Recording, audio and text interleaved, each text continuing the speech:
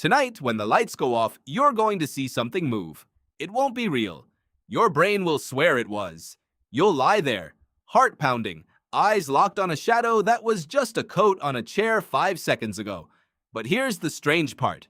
That fear isn't a glitch. It's a feature. And it's older than you think.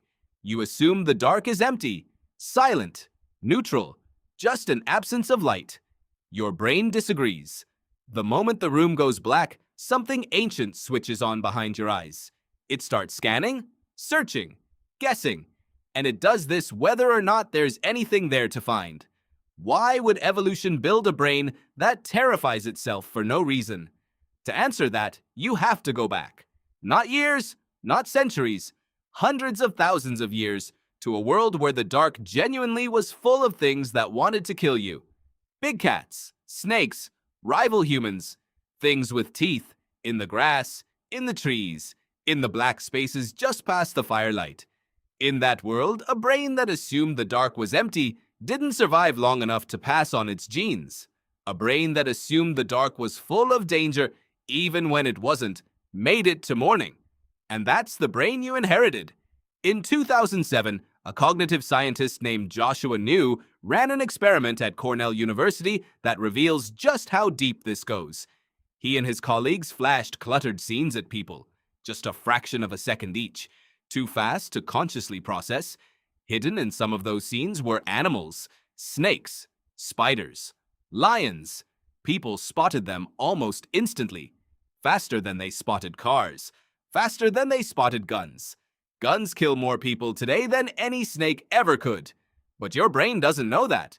Your brain is still running software built for the savannah, not the city. That's the first piece of the puzzle. Your visual system is preloaded to hunt for threats, especially in low visibility, especially in clutter, especially in shadow. So when the room goes dark, it doesn't shut off. It ramps up. It starts filling in gaps. And when there isn't enough information, it guesses. It has to guess.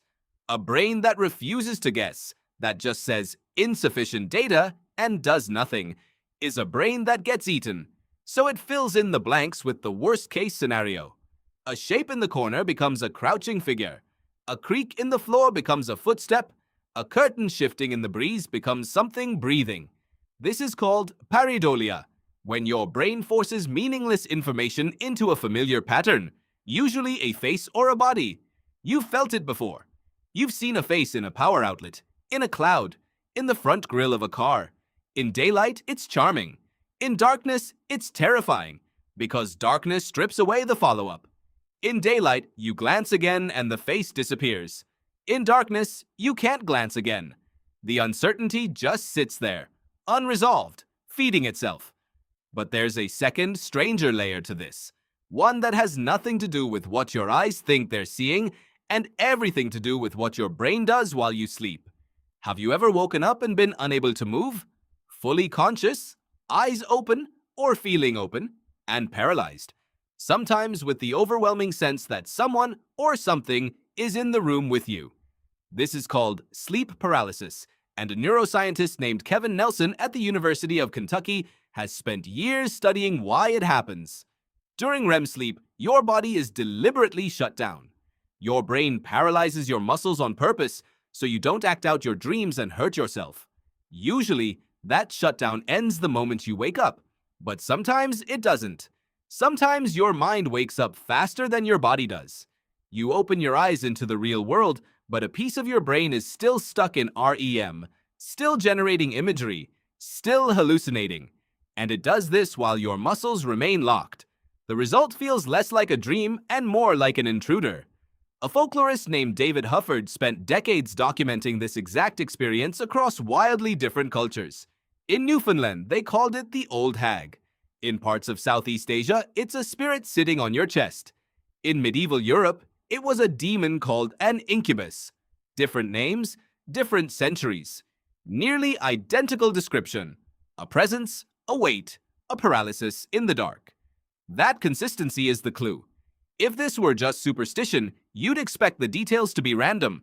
Instead, people separated by oceans and thousands of years describe almost the same event, because they're not describing a monster.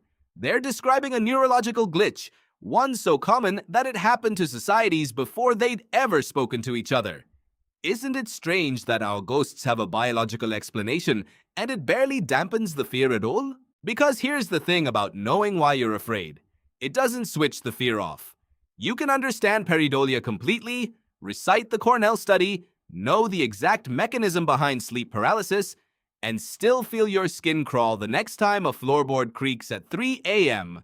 Knowledge lives in one part of your brain, fear lives in a much older, much faster part, one that doesn't wait for permission from your prefrontal cortex before it fires.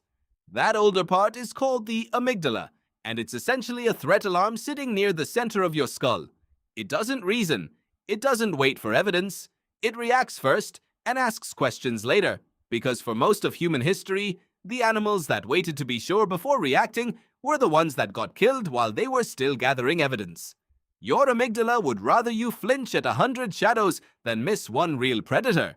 That single design choice, better safe than sorry, repeated across millions of years, is the entire reason horror movies work, the entire reason a dark hallway feels different than a lit one, the entire reason a child instinctively wants a nightlight without ever being taught to want one.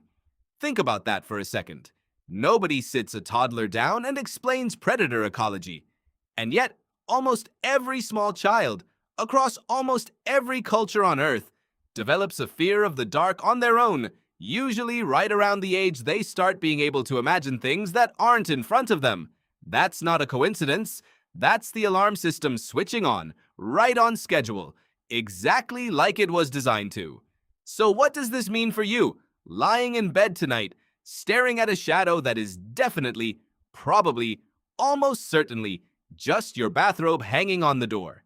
It means the fear you feel isn't weakness. It isn't irrational, not in the way you think.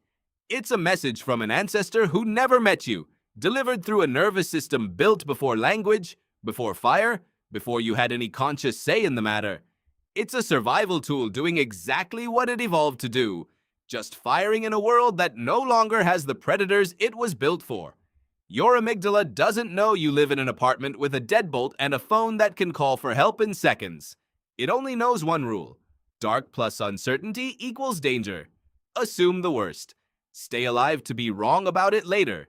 And so every night, in bedrooms all over the world, millions of grown adults who know better still find themselves scanning the corners of a room, still feel their pulse spike at an unexplained sound, still hesitate, just for a second, before letting a foot dangle off the edge of the bed. You're not broken. You're not childish. You're just running very old code in a very new world. So tonight, when the lights go off and you see something move in the corner of your eye, you'll know exactly what's happening. Your brain is doing precisely what it was built to do. It's guessing. It's protecting you. It's still, after all these thousands of years, trying to keep you alive until morning. And that shape in the dark that made your heart skip? It was never a monster. It was always just you.